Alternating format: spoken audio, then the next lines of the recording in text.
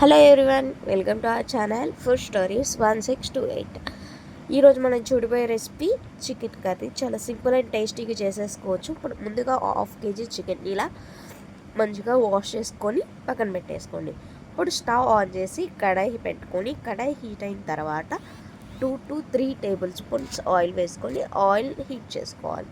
Oil కొంచెం heat అయిన తర్వాత ముందుగా మనం చిన్న చిన్న పీసెస్గా కట్ చేసి పెట్టుకున్న 1 మీడియం సైజ్ ఆనియన్ని ఆయిల్లో వేసుకొని ఫ్రై చేసుకోవాలి. అండ్ మిర్చి కూడా ఒక 2 మిర్చీస్ ఇలా పొడవుగా కట్ చేసుకొని వేసుకోండి.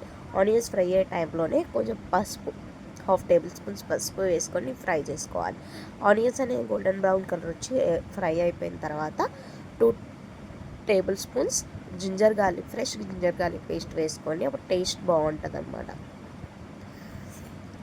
జింజర్ గార్లిక్ పేస్ట్ కూడా ఫ్రై అయిపోయిన తర్వాత ముందుగా మనం వాష్ చేసి పెట్టుకున్న చికెన్ పీసెస్ని వేసుకొని ఒకసారి మొత్తం కలుపుకోండి. ఇలా మొత్తం కలిపేసిన తర్వాత లిడ్ పెట్టేసి ఒక 2 to 3 minutes ఆ మసాలాల్లో చికెన్ అనేది ఉడికించుకోవాలి.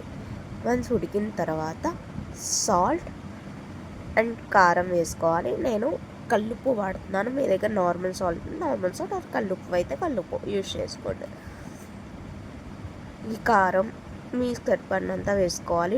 నేను 2 to 3 టేబుల్ స్పూన్స్ వేసుకుంటాను. స్పైస్ లెవెల్ని బట్టి మీరు ఇంక్రీజ్ చేసుకోవచ్చు, తగ్గించుకోవచ్చు. ఇలా ఉప్పు కారం కూడా ఒకసారి చికెన్లో బాగా ఇలా కలుపుకొని మూత పెట్టేస్తే ఆ వాటర్ అనేవి బయటికి రిలీజ్ అవుతాయి అన్నమాట. ఇలా వాటర్ వస్తున్న టైంలో ఒకసారి మళ్ళీ కలిపేసుకొని ఇంకా కొంచెం వాటర్ పోసుకొని చికెన్ని ఉడికించుకోవాలి. ఎక్కువ వాటర్తో కొంచెం వేస్తే సరిపోతుంది. ఒక టీ గ్లాస్ వాటర్ సరిపోతాయి అన్నమాట. ఇలా ఒకసారి కలుపుకొని మూత పెట్టేసి ఉప్పు కారం మొత్తం అడ్జస్ట్ చేసుకొని చికెన్ని బాగా ఉడికినివ్వాలన్నమాట. ఇలా చికెన్ పర్ఫెక్ట్గా ఉడికిపోయిన తర్వాత ఉడికిపోయిందని ఇండికేషన్ ఆయిల్ అనేది కొంచెం పైకి వస్తుంది. ఈ టైంలోనే కొంచెం chicken masala and 1 table spoon garam masala వేసుకొని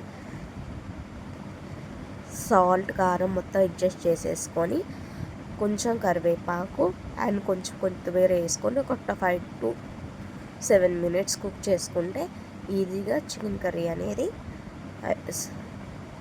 రెడీ అయిపోతుంది అన్నమాట. ఇలా రెడీ అయిపోయింది. ఇలా గ్రేవీ ఉన్నప్పుడే తీసుకుంటే కొంచెం చల్లారిన తర్వాత చిక్కబడకుండా గ్రేవీగా ఉంటుంది.